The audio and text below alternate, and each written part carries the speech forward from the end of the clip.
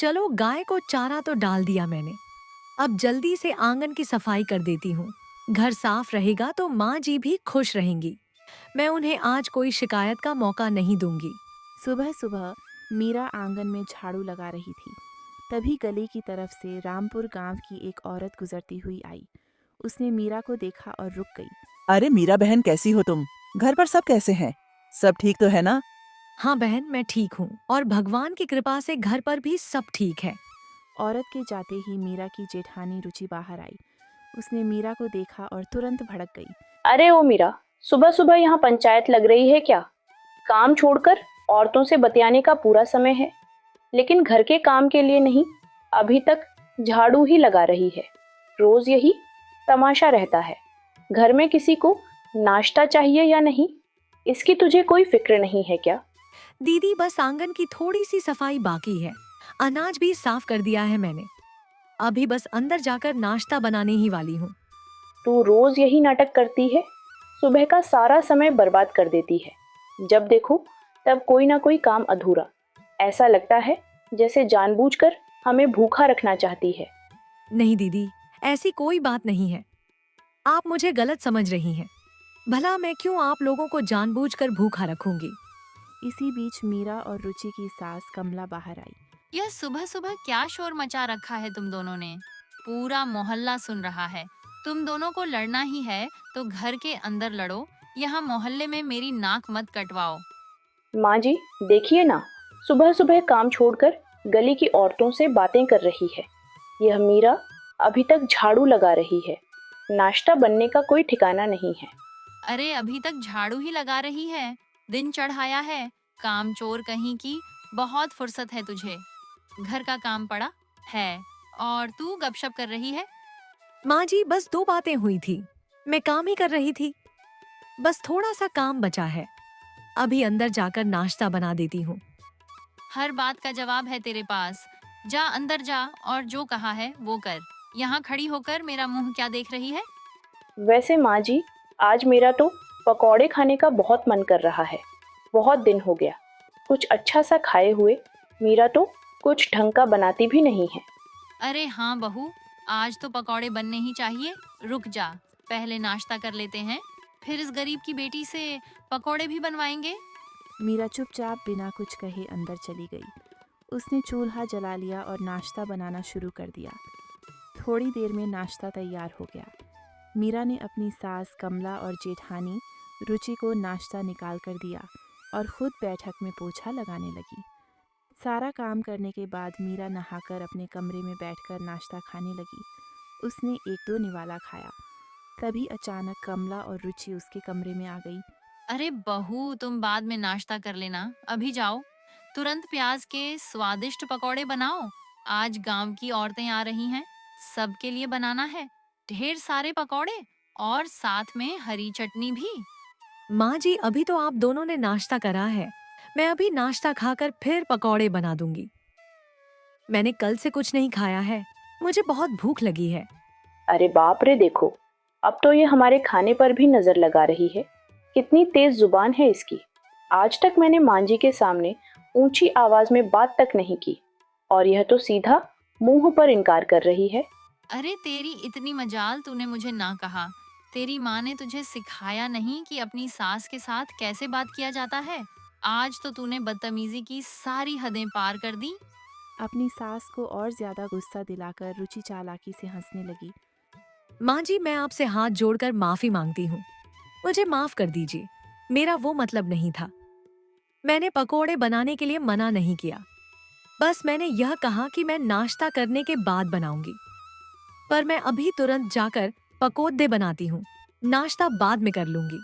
ठीक है, अब जाओ पकौड़े जल्दी बनाओ। गांव की औरतें आने ही वाली हैं। मीरा नाश्ता छोड़ाकर तुरंत पकौड़े बनाने रसोई में चली गई। मीरा ने बद्ध मेहनत से प्याज के ढेर सारे पकौड़े तैयार किए। साथ में उसने हरी चटनी भी पीस कर तैयार की। उसने गरम गरम पकौड़े थाली में सजाए और फिर बैठक में लेकर गई। गांव की औरतों के साथ कमला और रुचि भी बैठकर गर्मा गर्म पकौड़े और चटनी खाने लगे। सारी औरतें बातें करने लगीं, हंसी मजाक करने लगीं।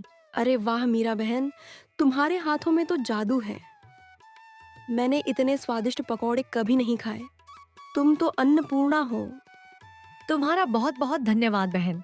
मीरा की तारीफ सुन रुचि को बहुत जलन होने लगी। कुछ देर बाद रात हो गई। रात का खाना सबने खा लिया। फिर मीरा कुएं के पास बैठकर बर्तन मांज रही थी। वहीं आंगन के एक कोने में कमला अपनी चारपाई पर बैठी थी और पास में ही रुचि भी बैठी हुई थी। दोनों धीमी आवाज में बातें कर रही थी। माँ जी, मैं एक बात सोच रही थी। ये मीरा रोज सुबह सुबह उठकर घर का सारा काम निपटा देती है, फिर दिन भर ऐसे ही खाली बैठी रहती है जैसे इस घर की महारानी हो। हाँ बहू, तुम बिल्कुल सही कह रही है। सारा काम जल्दी निपटा कर बाद में सारा दिन आराम करती है। तो क्यों ना बहू उसका यह खाली समय काम में लगाया जाए। हमारी गाय है ना, क्यों ना उसका दूध निकाल कर रामपुर गांव में मीरा से बेचवा दें। अरे हाँ माँ जी, ये तो मैंने सोचा ही नहीं। हमारी गाय इतना अच्छा दूध देती है और हम यूं ही रहने देते हैं। माँ जी, मीरा सुबह सुबह ही सारा घर का काम कर लेती है। उसके बाद उसी से गाय दुहवाएंगे और फिर उसी को दूध बेचने भी भेजेंगे। कम से कम कुछ पैसे तो घर में आएंगे। बिल्कुल सही कहा। कल सुबह से ही यह काम उसी को सौंप देंगे। मैं उसे अभी बुलाकर कह देती हूँ। कमला जोर से आवाज लगाती है। मीरा, इधर आ, तुमसे कुछ जरूरी बात करनी है। कल से तू गाय का दूध निकालेगी और गांव में बेचने जाएगी ताकि घर में कुछ पैसे आए। तुम दोनों के पति शहर से कब लौटेंगे अभी कुछ पता नहीं। घर में पैसों की जरूरत है, इसलिए तुम्हें यह काम करना होगा। माँ जी, पर मैं तो गांव में ज्यादा लोगों को जानती भी नहीं हूँ। मेरे लिए सारे नए नए घर हैं। मैं कैसे सबके यहाँ जाऊंगी? अरे वाह, अब ये नया बहाना शुरू। दूध बेचने में कौन सी पढ़ाई लगती है? मोहल्ले की औरतों से बतियाना आता है तो अब उनके घर जाकर हमारी गाय का दूध भी बेच ही सकती है तू। हाँ, कोई बहाना नहीं चलेगा। तो ठीक है बहू, तुम कल सवेरे घर का सारा काम निपटाकर गाय का दूध निकालकर बेचने जाना। ठीक है माँ जी, जैसा आप कहें मैं कल से इस नए काम की शुरुआत करूंगी। हे भगवान, मैंने माँ जी को हाँ तो कह दिया है, पर मुझे थोड़ा डर भी लग रहा है। पता नहीं क्या लिखा है मेरी किस्मत में। अब जल्दी सो जाती हूँ, सुबह जल्दी उठकर सारा काम निपटाना पड़ेगा। अगली सुबह 4 बजे भोर में अंधेरा अब भी पूरी तरह हटा भी नहीं था। मीरा उठ गई। बिना किसी को जगाए उसने झाड़ू उठाई, आंगन साफ किया, फिर बैठक में झाड़ू लगाई। उसने पूरा घर साफ किया तब तक सूरज निकल गया। तब उसने रसोई में जाकर सबके लिए खाना बनाया। फिर उसने एक साफ बर्तन उठाया और गाय के पास बैठ गई। उसने ध्यान से गाय का दूध निकाला। माँ जी, मैंने गाय का दूध निकाल दिया है और घर का सारा काम भी हो गया है। ठीक है बहू, अब यह दूध से भरी बाल्टी का सारा दूध डिब्बे में डालो और दूध बेचने निकल जाओ। आज पहला दिन है, अच्छे से काम करना। फिर घर आकर रात का खाना भी बनाना है तुम्हें। मीरा ने दूध से भरा डब्बा उठाया और धीरे धीरे गांव की तरफ निकल पड़ी। उसके कदमों में डर भी था और उम्मीद भी। भगवान, आप मेरी मदद करना। आज मैं किसी को शिकायत का मौका नहीं दूंगी। बस शांति से दूध बेचकर घर लौट आऊंगी। वह रास्ते पर आगे बढ़ ही रही थी कि अचानक उसकी नज़र सड़क किनारे बैठी एक गरीब औरत पर पड़ी। उस औरत के साथ 2 छोटे छोटे बच्चे थे। बच्चों के चेहरे मुरझाए हुए थे, आंखों में भूख साफ दिख रही थी, पर उस गरीब औरत की आंखों में एक अजीब सी गहरी चमक थी, जैसे वह मीरा के दिल के भीतर झांक रही हो। बहन, भगवान के लिए कुछ खाने को दे दो। मेरे बच्चे भूखे हैं। मैं बहुत गरीब हूँ। मैं लोगों के घर झाड़ू पोछा करती हूँ, फिर भी पेट भरने के लिए 2 वक्त की रोटी नहीं मिल पाती। दूध बेचकर पैसे तो मिल जाएंगे, लेकिन इन बच्चों को मैं भूखा नहीं देख सकती हूँ। थोड़ा दूध इन्हें दे देती हूँ। उसने डब्बे से दूध निकालकर एक घड़े में डालकर उस औरत को दे दिया। बहन, मेरे पास अभी कुछ खाने को तो नहीं है, पर तुम यह दूध रख लो। अपने बच्चों को पिला देना, उनका थोड़ा बहुत पेट तो भर ही जाएगा। बहन, भगवान तुम्हारा भला करे। तुम्हारे दिए इस दूध से आज मेरे बच्चों का पेट भर जाएगा। याद रखना, सच्चा दान कभी व्यर्थ नहीं जाता। यह सुनकर मीरा के चेहरे पर मुस्कान आ गई। फिर वह वहां से आगे निकल गई। थोड़ी देर में मीरा ने कुछ घरों में जाकर दूध बेचा। देखते ही देखते शाम हो गई। अंधेरा छाने लगा। मीरा घर लौटी। उसके चेहरे पर थकान थी। फिर भी वह चुपचाप घर के काम में लग गई। अगले दिन फिर सुबह हुई। मीरा ने उठकर गाय का दूध निकाला, घर का सारा काम किया। थोड़ी देर में दूध लेकर फिर गांव की तरफ निकल पड़ी। बहन, बहुत ही स्वादिष्ट दूध है तुम्हारी गाय का। इतना अच्छा और स्वादिष्ट दूध गांव में किसी गाय का नहीं है। हाँ बहन, हमारी गाय का दूध बहुत स्वादिष्ट है। तुम्हारा बहुत बहुत धन्यवाद।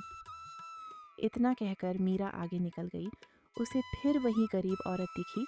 उन्हें देखकर मीरा को फिर दया आ गई। मैं इन बच्चों को थोड़ा दूध तो दे ही सकती हूँ। अब मैं रोज आकर इन्हें थोड़ा दूध मुफ्त में दे दूंगी। इतना सोचकर मीरा ने फिर से मुफ्त में थोड़ा दूध उस औरत को दे दिया।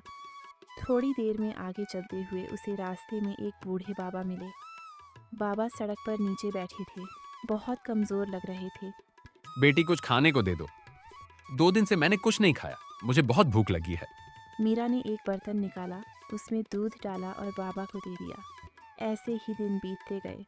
रोज़ सुबह मीरा दूध लेकर निकलती, 1-2 घरों में दूध बेचती, फिर उस गरीब औरत के बच्चों को मुफ्त में दूध देती और उसके बाद रास्ते में कभी कोई भूखा उसे मिल जाता और हर बार उसका दिल पसीज जाता। उसकी दयालुता के कारण आधा से ज़्यादा दूध रोज़ मुफ्त में किसी न किसी को मिल जाता था। उधर घर में कमला और रुचि खुश थी कि मीरा रोज़ दूध बेचने जाती है।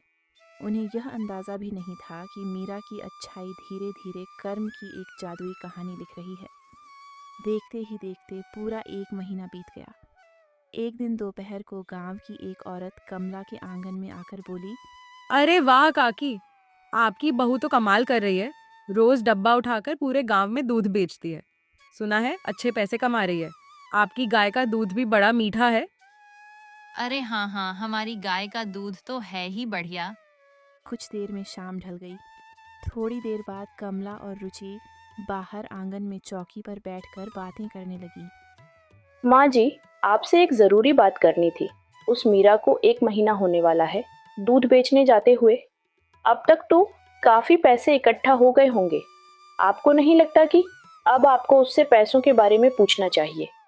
हाँ बहू, तुम बिल्कुल सही कह रही हो। मैंने अब तक उससे पैसों के बारे में पूछा ही नहीं। आज आते ही उससे पूरा हिसाब लेंगे। आखिर यह पैसा हमारा है। शाम ढलते ढलते मीरा घर लौटी।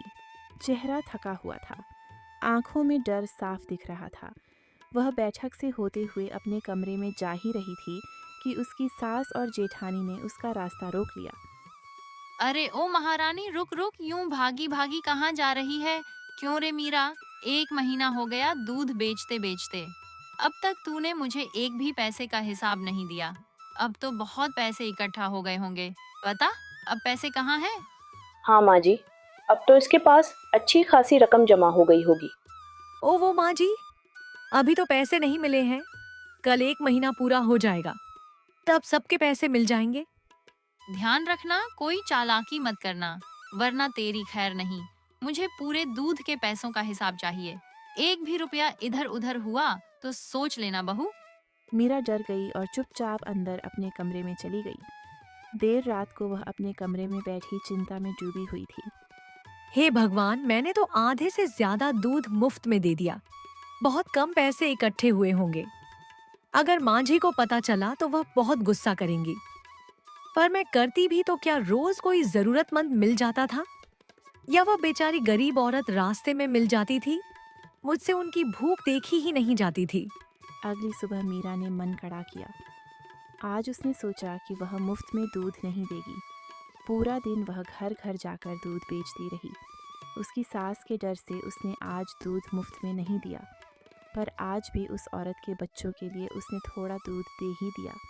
शाम होते होते डब्बा खाली हो गया। अब रात हो गई थी। थकी हुई मीरा गांव के पुराने सरोवर के किनारे जाकर बैठ गई। उसने थैली खोली और पैसे गिनने लगी। हे भगवान, ये तो बहुत कम पैसे इकट्ठा हुए। इन्हें लेकर मैं घर कैसे जाऊं? माँ जी को क्या मुंह दिखाऊं? मुझे बहुत डर लग रहा है। मैंने अपनी बेवकूफी के कारण सब गड़बड़ कर दी। अब भगवान ही जाने मेरा क्या होगा। इधर मीरा चिंता में बैठी थी और उधर घर में कमला और रुचि बेचैन थी।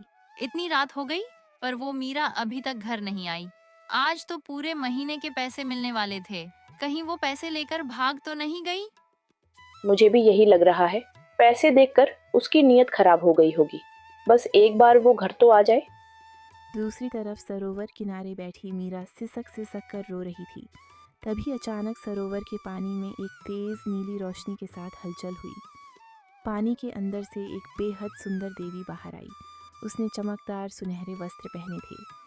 अरे आप कौन हो? क्या आप सरोवर की देवी हो? डरो मत मीरा, मैं सरोवर की देवी हूँ। मैं तो तुम्हारी मदद करने आई हूँ। तुम यहाँ बैठकर रो रही हो। पर मीरा, क्या तुमने मुझे पहचाना नहीं? मीरा ने हैरानी से देवी को देखा। तभी देवी का रूप बदला। वह वही गरीब औरत बन गई जिसे मीरा रोज दूध देती थी।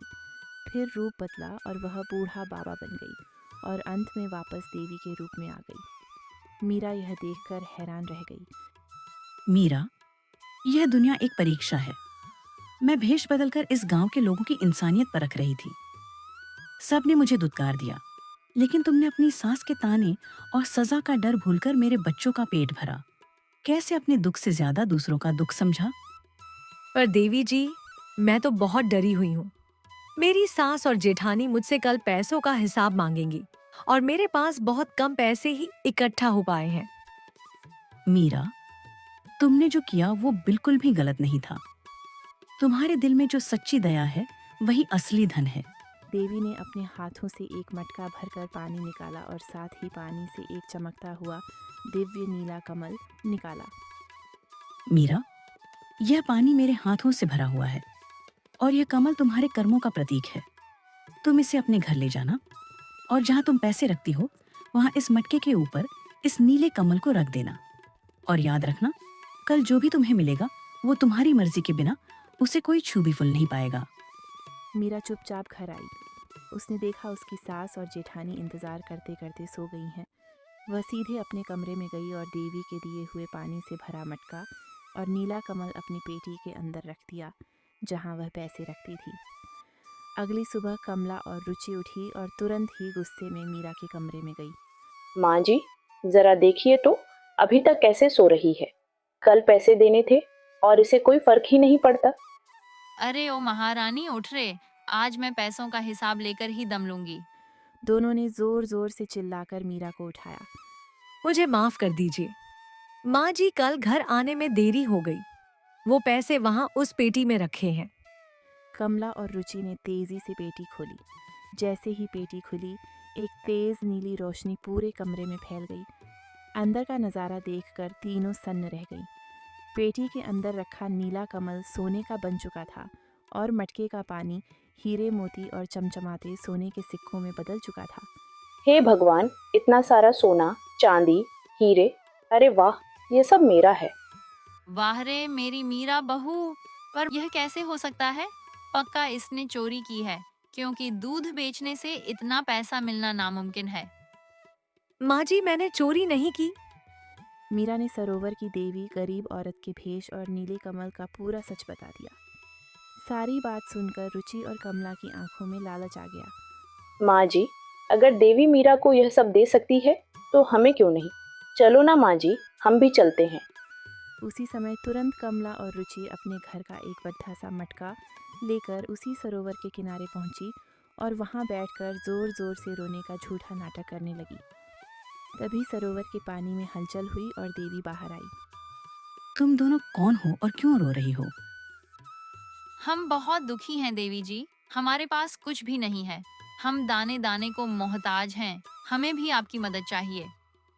ठीक है, मैं तुम्हें भी एक मटका देती हूँ और साथ में यह लाल रंग का कमल। इसे वहां रखना जहां तुम अपने बचे हुए असली गहने और पैसे रखती हो। अगर तुम्हारे आंसू सच्चे हैं तो यह कमल तुम्हारे धन को 10 गुना कर देगा, पर अगर तुम्हारे मन में कपट हुआ तो परिणाम भुगतने के लिए तैयार रहना। कमला और रुचि खुशी खुशी घर लौटी। दोनों ने लालच में आकर अपने सारे पुश्तैनी गहने और जीवन भर की जमा पूंजी एक बड्ढे संदूक में रखी और उसके ऊपर देवी का दिया, लाल कमल और मटका रख दिया। दोनों रात भर अमीर बनने के सपने देखती रहीं। अगली सुबह दोनों जल्दी उठीं और भागते हुए अपना संदूक खोला। जैसे ही संदूक खुला, उसमें से एक काले रंग का धुआं निकला। लाल कमल सूखकर राख हो चुका था। माँ जी, ये क्या हो गया? मेरे सारे सोने के कंगन ये क्या बन गए? हे भगवान, मेरे सारे गहने, मेरे सारे पैसे सब काले पत्थर और कोयला बन गए। उस देवी ने हमें धोखा दिया, हम बर्बाद हो गए। दोनों गुस्से और बदहवासी में भागते हुए सरोवर के किनारे पहुंची और जोर जोर से चिल्लाने लगी। अरे ओ देवी, तेरी इतनी मजाल, तेरी हिम्मत कैसे हुई हमारे साथ इतना बड़ा धोखा करने की? हमारे जीवन भर के गहने पत्थर क्यों बन गए? देवी शांत भाव से जल से प्रकट हुई। यह धोखा नहीं, यह तुम्हारे कर्मों का फल है। तुम दोनों लालच में झूठ बोलकर मेरे पास आई थी। मैंने तुम्हें चेतावनी दी थी। मीरा के साथ तुमने क्या क्या नहीं किया। उसे दिन रात काम करवाया, ताने मारे, भूखा रखा। मीरा को जो मिला वह उसकी निस्वार्थ सेवा और सच्चे दिल का फल था। तुमने धन खो दिया क्योंकि तुम्हारे दिल में लालच और दूसरों के लिए नफरत थी। कमला और रुचि का सिर शर्म और पछतावे से झुक गया। वे फूट फूट कर रोने लगीं, पर इस बार उनके आंसू सच्चे थे। तभी पीछे से मीरा वहां आ गई। देवी जी, कृपया मेरी माँ जी और जेठानी को माफ कर दीजिए। इन्होंने जो किया उसका इन्हें पछतावा है।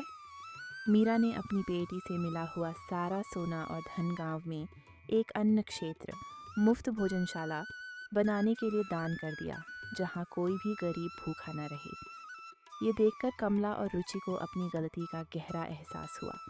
उन्होंने मीरा से रोते हुए माफ़ी मांगी और हमेशा के लिए अपने बुरे बर्ताव को त्याग दिया।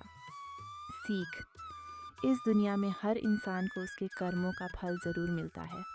दयालुता का फल सुख होता है और लालच का फल विनाश।